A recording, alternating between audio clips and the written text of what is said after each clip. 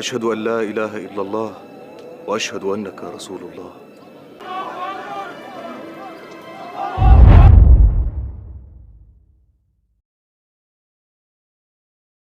خالد بن ولید رضی اللہ تعالی عنہ، جو کہ اللہ کی تلواروں میں سے ایک تلوار ہیں، آپ نے 627 یا 629 میں ہمارے نبی صلی اللہ علیہ وآلہ وسلم کی موجودگی میں فتح مکہ سے پہلے اسلام قبول کیا۔ خالد بن ولید رضی اللہ تعالی عنہ جو تھے، یہ احد کی جنگ کے بعد خوش نہیں تھے۔ یہ ہسٹری میں بھی موجود ہے اور عمر سیریز میں بھی فلمایا گیا ہے کہ آپ احد کی جنگ کے بعد عمر بن عاص کے ساتھ جب مکے کی گلیوں سے گزرتے ہیں تو لوگ آپ کی تعریف کرتے ہیں۔ عمر بن عاص کہتے ہیں کہ اب تو مکہ کے ہر گھر میں تمہاری ہی چرچا ہے، لوگ تمہاری ہی باتیں کر رہے ہیں اور کہہ رہے ہیں کہ تم نے بالکل صحیح بدلہ لیا۔ اس پر خالد بن ولید رضی اللہ تعالیٰ عنہ رک جاتے ہیں اور عمر بن عاص سے کہتے ہیں کہ یہ لوگ کس بدلے کی بات کر رہے ہیں؟ ہاں، ہم جانتے ہیں کہ ہم بدلہ لے رہے ہیں، لیکن ہم کن سے بدلہ لے رہے ہیں یہ نہیں جانتے۔ ہم دوسروں کو ساتھ ملا کر اپنوں سے لڑ رہے ہیں، تو بھلا میں کیسے خوش ہو سکتا ہوں؟ عرب ہمیشہ سے اپنوں کے ساتھ مل کر دوسروں سے لڑتے آئے ہیں اور ہم دوسروں کو ساتھ لے کر اپنوں سے لڑ رہے ہیں، اور اس میں ہمارے غلام ہمارا ساتھ دے رہے ہیں، تو بھلا یہ کیسی جیت اور ہار ہوئی؟ یہ کہہ کر وہ وہاں سے چلے جاتے ہیں۔ اس کے بعد ان کے بھائی ولید بن مغیرہ جو ہے، وہ آپ صلی اللہ علیہ وآلہ وسلم کے ساتھ عمرہ کرنے جب آتے ہیں تو خالد کے لیے ایک خط چھوڑ جاتے ہیں۔ خالد بن ولید رضی اللہ تعالیٰ عنہ پریشانی کے عالم میں مکہ میں ہی پھر رہے ہوتے ہیں تو ایک شخص آتا ہے، وہ انہیں وہ خط دیتا ہے کہ یہ آپ کا بھائی آپ کے لیے دے کر گیا تھا۔ خالد بن ولید رضی اللہ تعالیٰ عنہ جیسے ہی اس خط کو کھولتے ہیں تو وہ شروع ہوتا ہے، بسم اللہ الرحمن الرحیم، اما بعد۔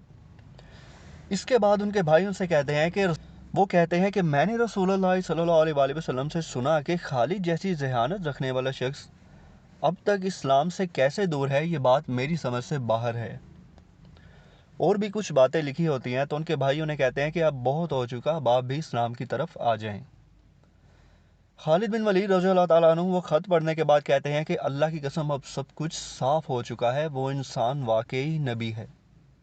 اس کے بعد وہ اسلام قبول کرنے کے لیے یہاں مکہ سے نکلتے ہیں تو مدینہ کے راستے میں انہیں ملتے ہیں عمر بن عاص، تو وہ دونوں ایک دوسرے کو دیکھ کر بہت خوش ہوتے ہیں۔ تو خالد ان سے کہتے ہیں کہ آپ تو حبشہ گئے ہوئے تھے، یہاں کیسے آنا ہوا؟ وہ بھی اسلام قبول کرنے جا رہے ہوتے ہیں، وہ دراصل حبشہ سے آ رہے ہوتے ہیں واپس، اور خالد بن ولید جو تھے وہ مکہ سے جا رہے ہوتے ہیں مدینہ، تو دونوں راستے میں مل جاتے ہیں ایک دوسرے کو۔ تو اب دونوں ایک دوسرے کو بتانے کے لیے تیار نہیں ہوتے۔ عمر بن عاص کہتے ہیں آپ پہلے بتائیں آپ کہاں جا رہے ہیں؟ تو خالد بن ولید رضی اللہ تعالیٰ عنہ سے کہتے ہیں کہ یا عمر، اللہ کی قسم اب سب کچھ صاف ہو گیا ہے، وہ انسان واقعی ہی نبی ہے، میں مسلمان ہونے جا رہا ہوں۔ عمر بن عاص بہت زیادہ خوش ہو جاتے ہیں تو وہ کہتے ہیں بے شک میرا ارادہ بھی بالکل یہی ہے، میں بھی اسلام قبول کرنے ہی جا رہا ہوں۔ تو وہ دونوں ساتھ جاتے ہیں۔ تو خالد بن ولید رضی اللہ تعالیٰ عنہ عمر بن عاص سے کہتے ہیں کہ یا عمر، ہم نے اسلام لانے میں بہت دیر کر دی ہے، ہم نے خود کو گناہوں کے بوجھ تلے دبا کر رکھ دیا ہے۔ اس پر عمر بن عاص کہتے ہیں کہ میں نے اللہ کے رسول سے سنا ہے کہ اسلام سابقہ کی سارے گناہوں کو معاف کر دیتا ہے۔ خیر، خالد بن ولید رضی اللہ تعالیٰ عنہ یہاں سے جو جا رہے ہوتے ہیں تو وہاں آپ صلی اللہ علیہ وآلہ وسلم کو اللہ تعالیٰ خبر کر دیتا ہے، تو وہ بہت خوش ہو جاتے ہیں۔ جیسے ہی خالد بن ولید رضی اللہ تعالیٰ عنہ وہاں پہنچتے ہیں تو لوگ پہلے ہی ان کے انتظار میں کھڑے ہوتے ہیں۔ سیدنا عمر بن خطاب رضی اللہ تعالیٰ عنہ بھاگ کر جاتے ہیں، ان سے ملتے ہیں، خالد کے بھائی وہاں جاتے ہیں، ان سے ملتے ہیں۔ خالد کے بھائی انہیں کہتے ہیں کہ آپ کے آنے کی خبر ہمیں پہلے ہی ہو گئی تھی، اللہ کے نبی نے ہمیں بتا دیا تھا۔ اس کے بعد وہ جاتے ہیں اندر تو خالد بن ولید رضی اللہ تعالیٰ عنہ شہادت دیتے ہیں۔ أشهد أن لا إله إلا الله وأشهد أنك رسول الله. جیسے ہی یہ شہادت دیتے ہیں باہر نعروں کی آواز گونجتی ہے، اللہ اکبر کے نعرے لگاتے ہیں مسلمان اور بے حد خوش ہوتے ہیں ان کے اسلام لانے پر۔ اور خالد بن ولید رضی اللہ تعالیٰ عنہ کہتے ہیں یا رسول اللہ، آپ اللہ تعالیٰ سے میرے گناہوں کی معافی کے لیے دعا کیجئے گا۔ آپ تو جانتے ہیں میں نے اسلام کے خلاف کتنی جنگیں لڑی ہیں، آپ اللہ سے دعا کریں کہ وہ میرے گناہوں کو معاف کر دے۔